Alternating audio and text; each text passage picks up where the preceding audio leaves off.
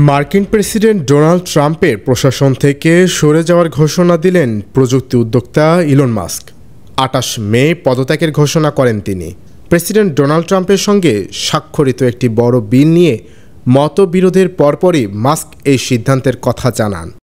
২৯ মে এক প্রতিবেদনে এ তথ্য জানিয়েছে ব্রিটিশ সংবাদ মাধ্যম বিবিসি।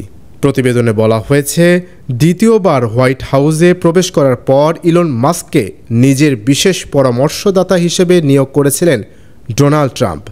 পাশাপাশি প্রশাসনের বিশেষ সরকারি কর্মচারী হিসেবে মাস্কের জন্য আলাদা দপ্তর ডিওজি তৈরি করেছিলেন মার্কিন প্রেসিডেন্ট। কিন্তু বুধবার ট্রাম্প প্রশাসন থেকে বেরিয়ে আসার কথা এক্স হ্যান্ডেলে ঘোষণা করেছেন মাস্ক।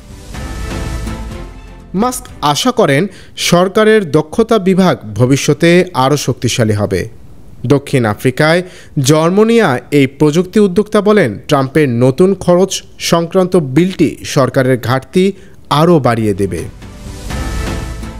মাস্কের এই পদত্যাগের পেছনে তার ব্যবসায়িক স্বার্থও ভূমিকা রেখেছে বলে ধারণা করা হচ্ছে। ইন্টারন্যাশনাল ডেস্ক, দৈনিক করতোয়া।